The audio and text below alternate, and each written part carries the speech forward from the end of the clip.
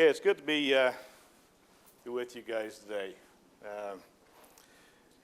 You know, I teach at Salt Lake Community College in Salt Lake City, Utah, and like a lot of you, teaching skills at community college or any other technical school, it's deeply loaded in old school technologies and teaching methods, and you know, we burn rod in a booth, and then we pass a qualification test and send them on to the next thing.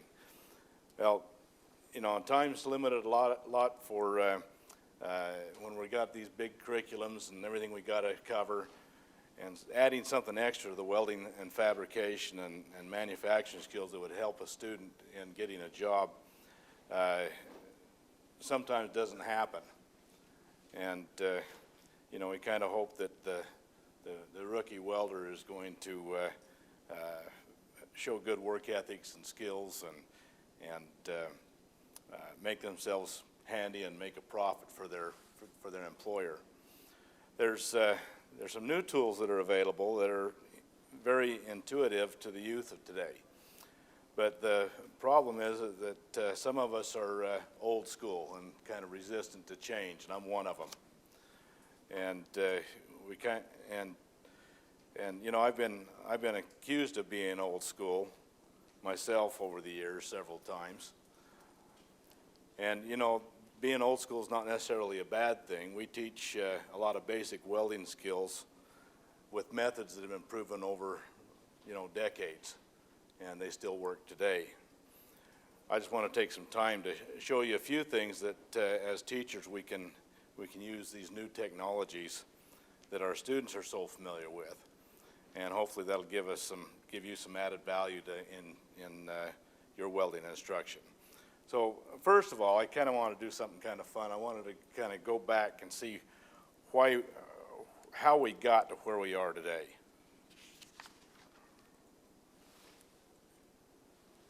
If I can get it to work. There we go. You know, for better than a century and a half, the world's has seen a technological expansion never before seen in history. And I'd like to take just a little time to kind of look at the history of one of those technologies, and that would be electronic communications. Alexander Graham Bell was the first to patent the telephone as an apparatus for transmitting vocal and other sounds telegraphically. And Bell has most often been credited as the inventor of the first practical telephone.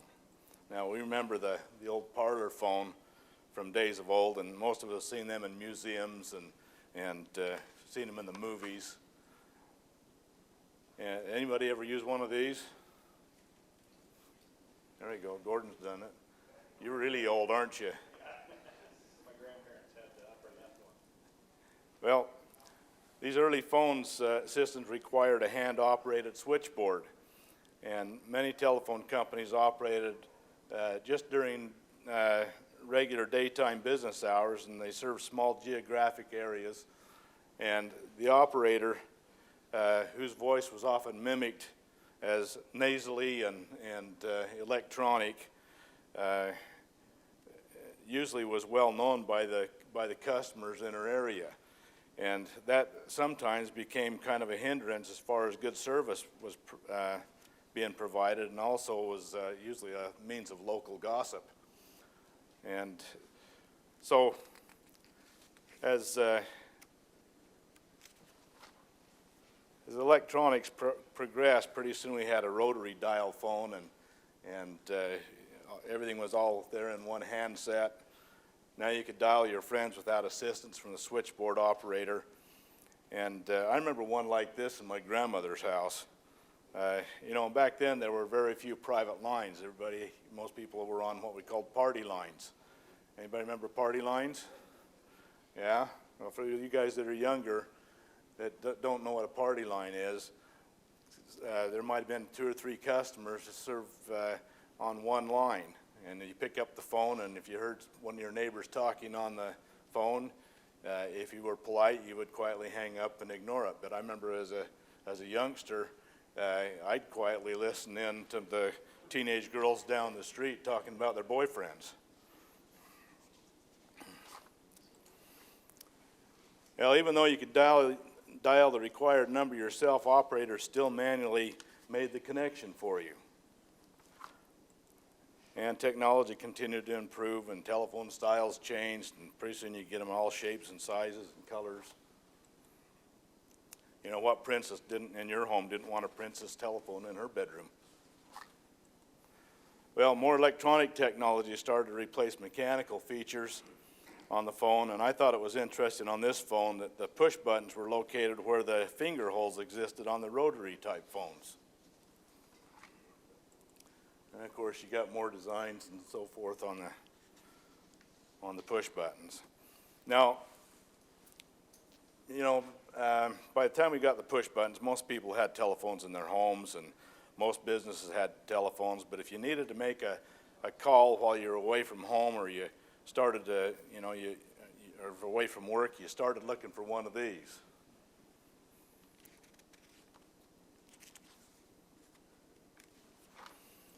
And you know, the old payphones weren't always convenient. It was time for technology to advance once again.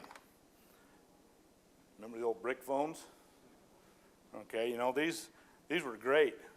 They were portable, but boy, they were a nuisance to carry. They were heavy and couldn't put them in your pocket. You always had to carry them around in your hand.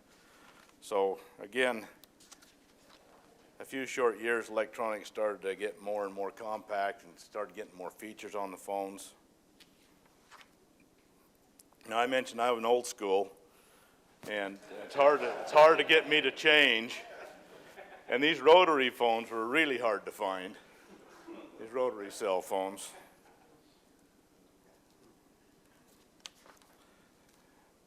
Okay, that got us into present technology. So, you know, today we've got the smartphones, and with more gadgets and features than a Swiss Army knife. You know, you can make phone calls, you can take pictures with the built-in camera, find the time of day, you can use it as a flashlight, listen to your favorite music, you can watch movies, get directions with the GPS, you can text message, you can annoy your teachers. Okay, imagine how your friends would have looked at you 30 years ago if you had taken your phone and told them that you were taking pictures with it. Okay, now I'm going to do this. And I've seen people do this. I'm still learning this thing. Okay, so if I look out in the group, well, I got those lights shining right at me. I can verify that you were all here and that I was here. In fact, I got to verify that I'm here because I got to do something they call a selfie, right? Now I can turn it around and I can look at it and I can see the group. There we are. How many take selfies all the time? We also have the new tablets that are available now, and they have most of the same functions that smartphones have, but they got a larger screen and they got optional equipment available with them, like keyboards and headsets and stylus pens, etc. Okay, this is Tegan. She's one of my 8 granddaughters. She's almost 5 years old. Now, without prejudice, I believe this young lady's really smart. And let me tell you why. Some time ago, my old dumb phone, remember the one with the rotary on it, it died. And I was in need of a new communication piece. And like folks my age, you know, sometimes we're a little reluctant to get out of my comfort zone. It was hard enough to get used to that first cell phone. And try some new technology like the smartphone. But as I was shopping for a new phone, I could tell by the selections that were available that it was soon going to be impossible for me to find a new dumb phone. So what did I need all that fancy stuff? And you know, I just want to make phone calls. Well, I broke down and I bought my new iPhone, and the sales associate gave me a few instructions, and then she gave me her phone number to call in case I had problems or questions. Then she walked me to the door and sent me out into the big bad world of smartphone technology. When I got home, I pulled out my new toy and proceeded to get familiar with it. And after a while, Tegan, she came into their kitchen where I was sitting with the phone, and she asked, "Grandpa, do you have any games on your phone?" Well, she'd been playing on her mom's phone. Well, within a few minutes, she'd shown me how to download games onto my phone, and she proceeded to play something called Temple Runner and win at it. I couldn't even get out the front door. Well, it wasn't long after that I learned how to operate a few things and use some of the apps that I downloaded. And now this smartphone seems to be running my life. And my friend and co-author Larry Zerker over here, he told me a story recently, and I'm going to share that with you. He said last Christmas that his family was home, and he told them that he would take them to a new release movie.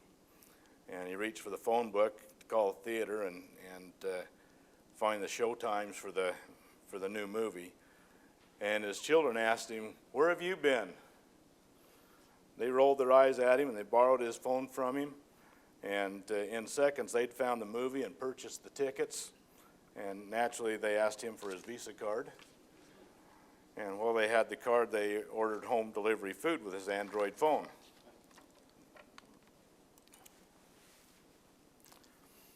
I've been using my iPhone for a while now, and I'm finding that it's quite a time saver. I can type in an address and get directions. Get more. There's no more dependent on trying to read street signs and at night or in the rain, and with the maps and GPS apps, I can get around pretty good. Taking photos, I'm doing emails, calendaring appointments, conducting Google searches, and this phone is really changing the way I do things.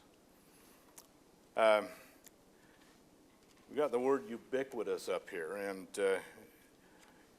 that means that it's ever present, and it's everywhere. It's omnipresent. Most of our students have cell phones. They're everywhere. And anyway, it's time to exploit the skills that they have. It's been mentioned several times today and even yesterday a little bit about using these new technologies. But it's time that we are also getting connected along with our students. Now, these tools are being thrust at us, and we have to get on board or get left behind. I hope to introduce just a few useful apps and some practical welding applications to use in the classroom. In the May 2013 edition of the Welding Journal, there was even a good article about using apps in welding, if any of you saw that. Now, here's just an example of how technology can control and run our lives. Larry found this cartoon, or this comic strip of Doonesbury, and as you read through, you can see that they mention, somebody's got a pointer here, there we go. They're talking about using Facebook, and these Facebook and Twitter, these social apps that we have, these programs, they're really useful, and a lot of us are finding some good information on them and be able to connect with our friends and family and meet new people. Blogs have been around for a little while, and then I don't know how many of you have signed up on LinkedIn and used that at all, that social network, okay? Gives you some good networking opportunities. Mentions here fundraising on Kickstarter. Kickstarter is another opportunity for new businesses and fundraisers. And of course, he talks about the email here, and which has been around for quite a while, and everybody uses it pretty much anymore, about putting the U.S. Postal Service out of business. So at the end, it basically, asks who's the real enemy. These things take up a lot of our time, and yet sometimes they're really good things for us too. Well, there's there are many welding-related apps. Many are free and many have a small fee.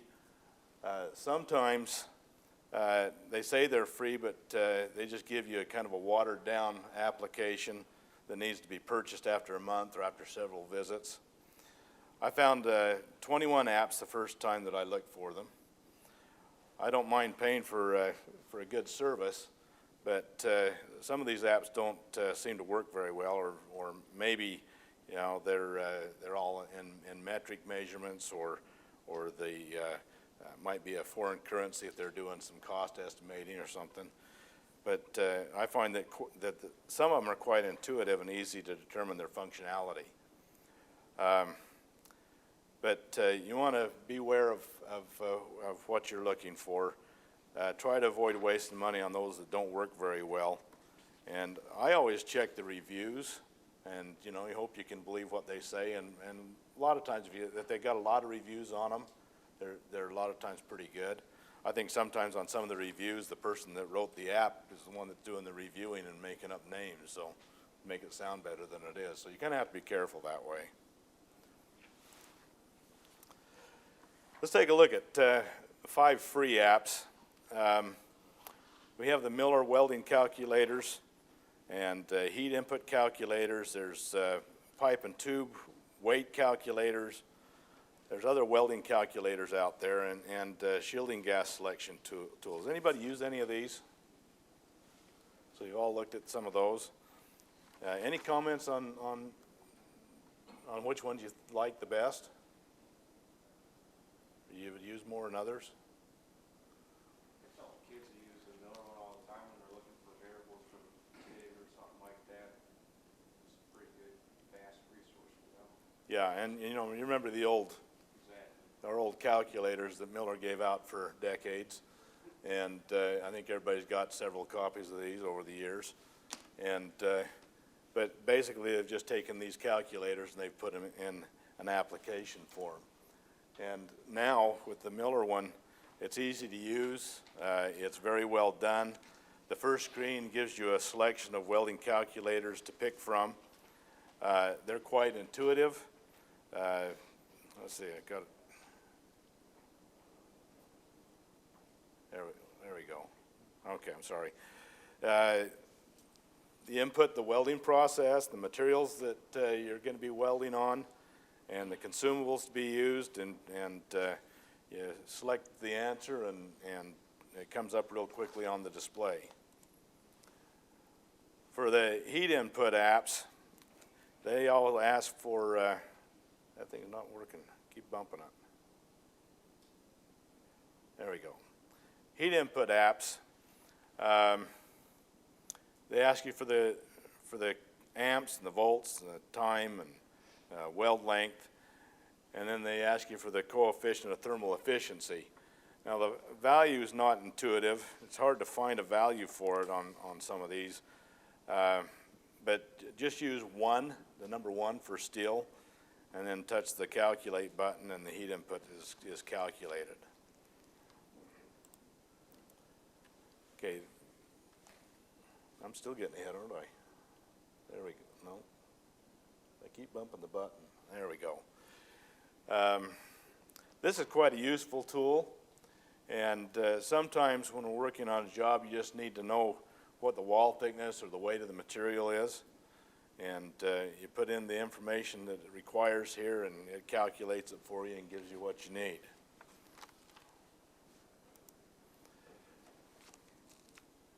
Okay, I like this app.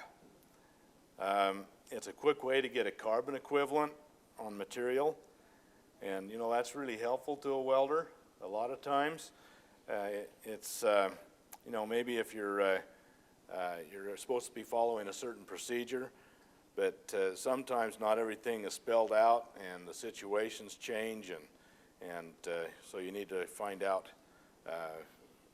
what the carbon equivalent might be on a material, so you can figure out your temperatures and so forth. Some metallurgical knowledge can be very beneficial to the welder, and this is a quick way to get a reference for that. I know Larry likes this app because he gets some help in selecting gases. And if you're not an expert at the shielding gases, this is really helpful. It's AGA specific, and it does show some good data.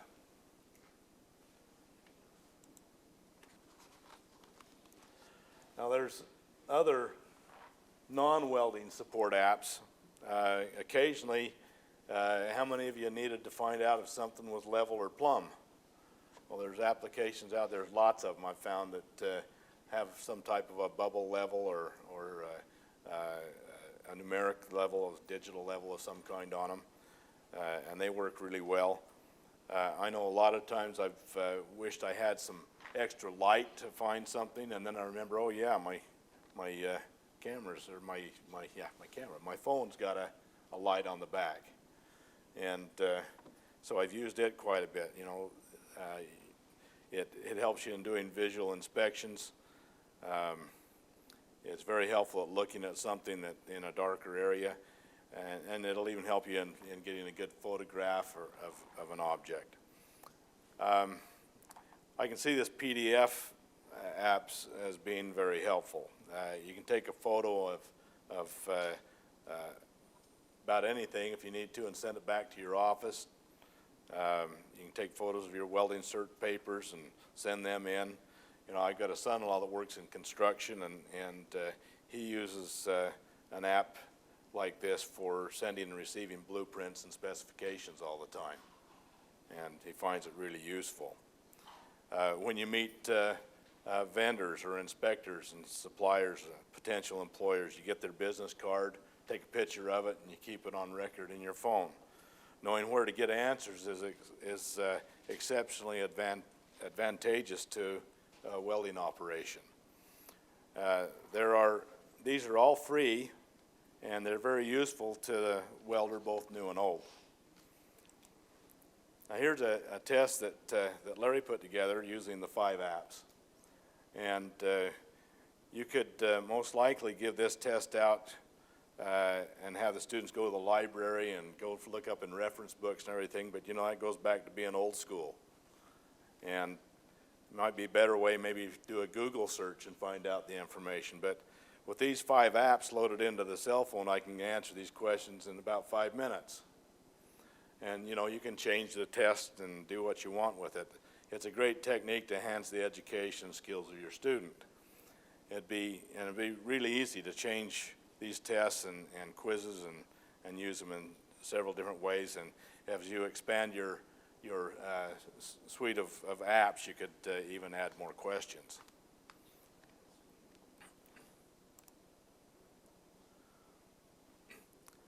I like this example. It requires the students to apply their learning and to use some of the skills so valuable to welders, like writing and analyzing and assessing and connecting with management. I've done this activity with my students with good results, and the students enjoyed the challenge and have started to notice the welds all around them every day. In fact, just prior to my presentation today, I got a text message from one of my students, and he keeps sending me pictures of welds that he finds. You know, he finds something that's really nasty looking or something, he sends it to me. So he hasn't quite got over the activity was done for the week. So he's still sending me stuff. But that's good though, because he's paying attention. But this example could be used several times during the school year, and you know, they could find and expose wrong usage of materials or fabrication methods, find unsafe items in the community or at work. Anyway, it's not so much the item that they're looking for, it's the effort that's important. Now, we're not always in the office to get a reference book, and we can be in a remote part of the country and welding on something that's broken or is leaking and we need some help. We find the apps that help you, and you'll have added value to your employer. These apps can speed up the decision process and improve your performance at work. You know, we're a 24/7 global society, and it's time that we get connected with the world. And thanks for having me here today. And if you want a copy of this, it's at Larry's website here, his webpage. And Loaded on. it's loaded on now? Ready to go. Okay, so zerkerconsulting.com, and you won't get everything that I got here because I threw in all the telephone stuff, but you can do, you can modify it how you want, right, to use it. So, thank you.